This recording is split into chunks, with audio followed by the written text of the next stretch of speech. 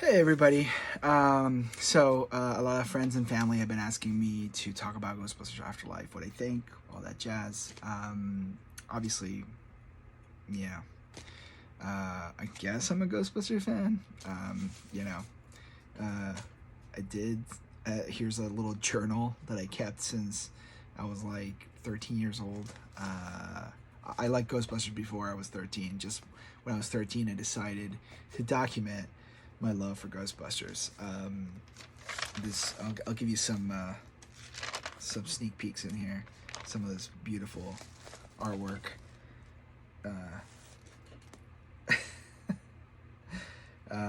I'm pretty sure most of this was filled in in '98.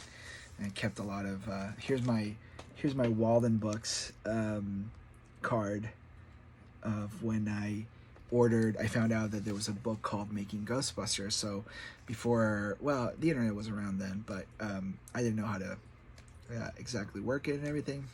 I don't think you could really order books through the internet at that time, but so did it the old-fashioned way. I looked up the ISBN number and ordered it through Walden Books when they still existed. You know, my anticipation for Ghostbusters 3 was very high, especially all the way back in '98.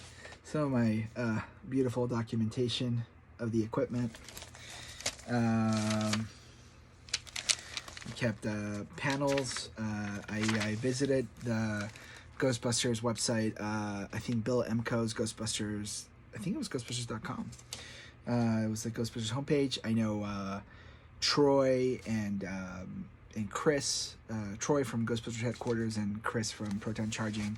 They've kind of sort of like, they're kind of like the only guys that I remember from that time. I think there was also Doreen Mullman and Paul at Spook Central. A lot of my plans that I got from the time, I'm pretty sure, were from Norman Gagnon, or I think also known the original Paranorman. Yeah, I have all these are like, I'm pretty sure like from '98. So yeah, this is one of those things that I never thought I'd share, and I know many people watching this are like, creepy. That you're obsessed with Ghostbusters this much, but I was. Ghostbusters was like, you have to understand that in '98, I moved here from my country of birth and where I lived most of my life at the time when I was 13, which was Ecuador. And one of the things that I was able to kind of follow through from, my childhood in Ecuador was Ghostbusters, and I kind of sort of held on to that thing. And it was like, well, the thing that kind of helped me transition into, moving to the United States and making new friends and kind of sort of starting anew. So this was kind of sort of like, I guess, my little like, way of like keeping busy and, documenting things and, being obsessed with a thing, so let's try to think this. Yeah, I did, I've even like kept a lot of my own props, or documented, I should say, my props and stuff like that. Sorry, this is a very kind of sort of like pre my review of Ghostbusters Afterlife. So here's if anything, Ghostbusters kind of sort of led me to to tinker with Photoshop, because I had gotten Photoshop on a computer from my uncle, and one of the first things that I literally did was to make, although I don't think this was Photoshop, I think this might have been Paint, but it was kind of like doing kind of those Ghostbusters effects, the proton streams and stuff like that, was kind of sort of like a first like step forward in experimenting with digital art. And so in a weird way, I can kind of say that Ghostbusters was a big part in not just like, not just being a fan and being part of the, the fandom, but just kind of sort of like was a big component of like, to who I am today as an artist as well. So, I don't know who did this, but I just remember loving this design of like Blaster and Ghost Trap So if you do recognize the design, give a shout out or proper credit to who posted it. Slime blower. Anyways, yeah. So if my getup wasn't enough, like yeah. I love Ghostbusters holds a very dear place in my heart. And this basically, I think I must have updated. I think I've been adding to this. Like there's a few little, there's like 1 or 2 pages left, but I think I've kind of just added to this like over the years, and like up to now, like I literally just put like my Ghostbusters like Afterlife ticket stub there. So yeah, a little Ghostbusters Bible.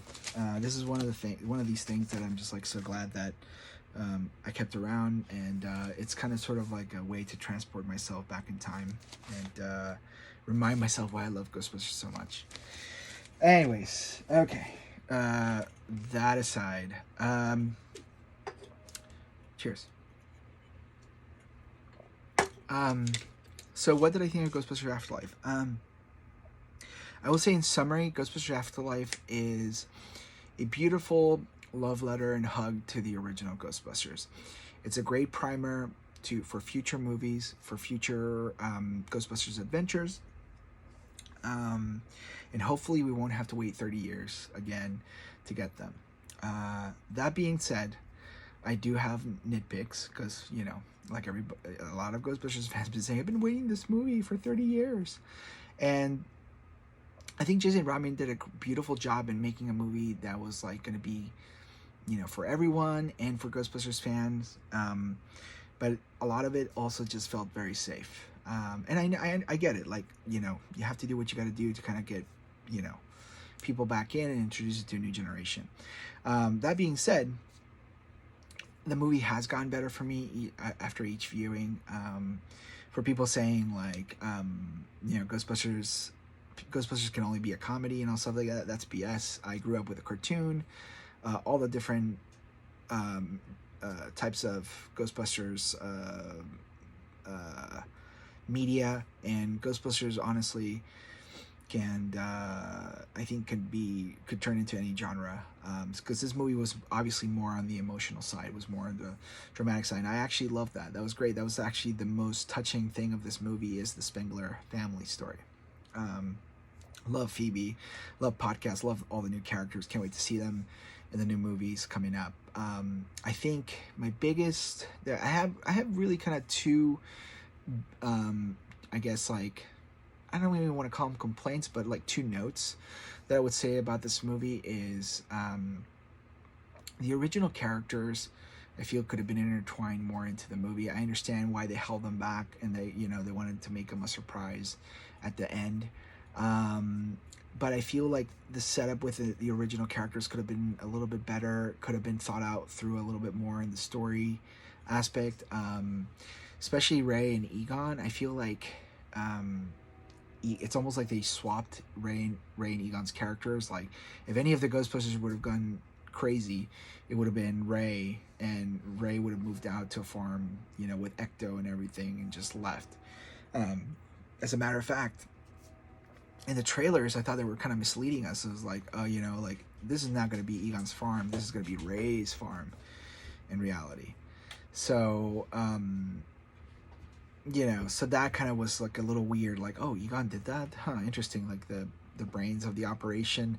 No, none of the Ghostbusters believed him that, that he was onto something, and everybody ignored him. That's really weird. But if Ray did that, I'd get it.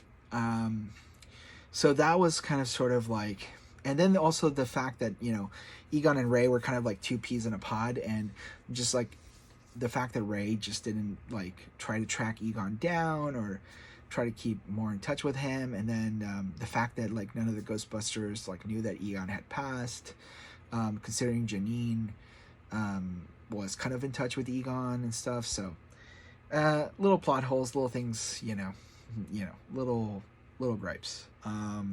So those are the kind of things, but I also understand it. Like, I know that in reality, during a 30-year period, people can have falling outs. You know, like look at the real life falling out between Harold Ramis and Bill Murray. They didn't talk for over 20 years.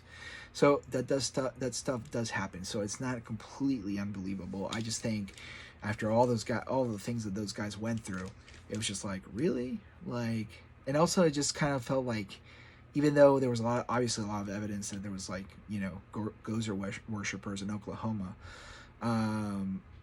what was the piece of evidence that compelled Egon to move there? Like, besides a calendar, you know, like if the calendar said 2021, then, you know, why didn't he wait till closer to 2021 to move it? Anyways, see, I'm just getting, so that's part of it. I feel like character background wise, yeah, it could have been a little bit more developed. Let's see what else. The Ghostbusters 2 continuation thing bothered me a lot too. Like, I feel the biggest, even though they showed Raise a Cult and all that stuff, that's great, but I feel the biggest one is Ecto. Ecto went through such a, I don't want to say drastic, but Ecto 1 and Ecto 1A there's big differences, like especially on top of the car. Like Ecto 1A has so much more stuff on top of it that the fact that they decided to make Ecto look almost exactly like Ecto from Ghostbusters 1, minus, you know, the gunner seat and the ghost trap on wheels. Like, I feel like some of the stuff from Ecto 1A should have like crossed over to Ecto 1, and I feel like the Ghostbusters video game, the Ecto 1B, did a better job at that. Like the fact that, you know, it went back to the original Ghostbusters logo and they kept like the hazard stripes. Like, I get like going back to the original Ghostbusters logo, that's fine. I'm actually all for that.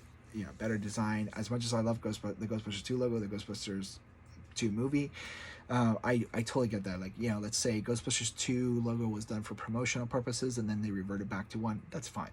I just think that to me read like let's play it as safe as possible. Let's like not put too much stuff in there that's going to confuse people. But you know, I think little touches like that would have elevated the movie even more.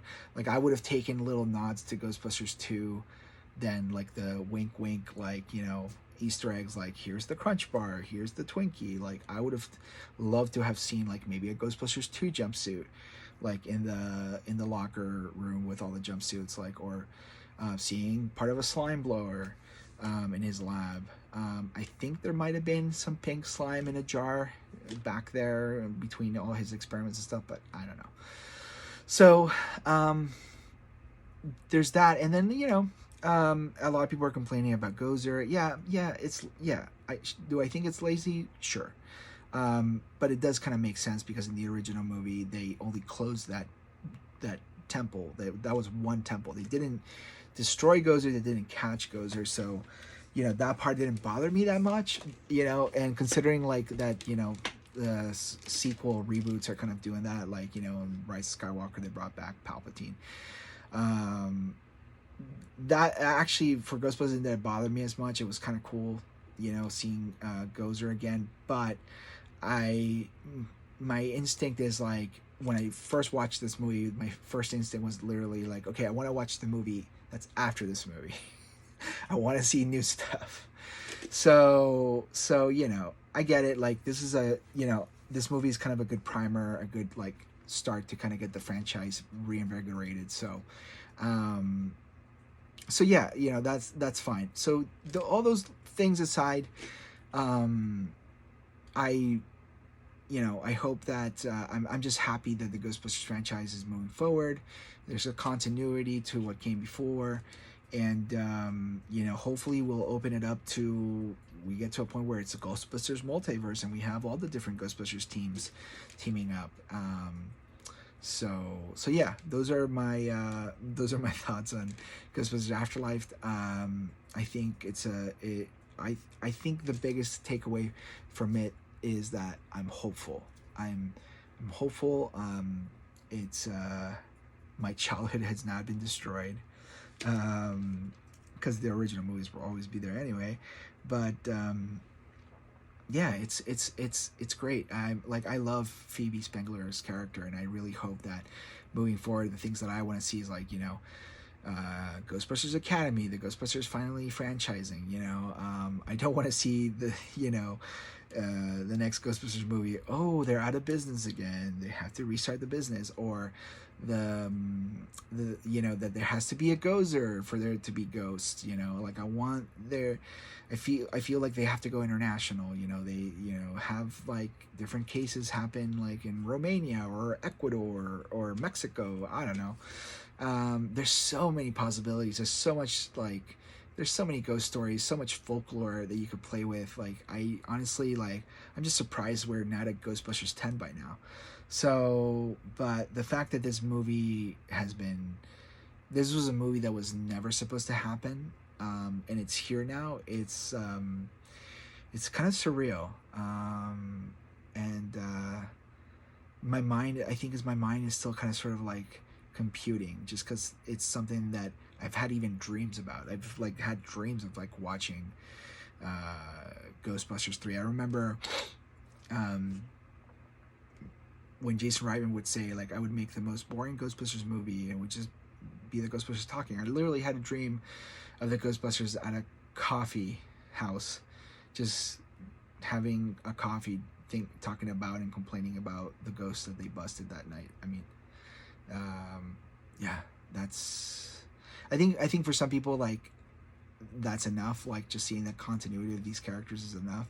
But for me, it's just like, this new movie it did feel like a warm hug. But there's also another part of me, I'm just like, okay, great, we put the primer down, all right, let's get moving. So hopefully we'll see a continuation to this and see some new stuff in the next 2 years. So that's all for now. I feel like if I keep going, I'm just going to keep rambling and bore the hell out of you, so if you got this far.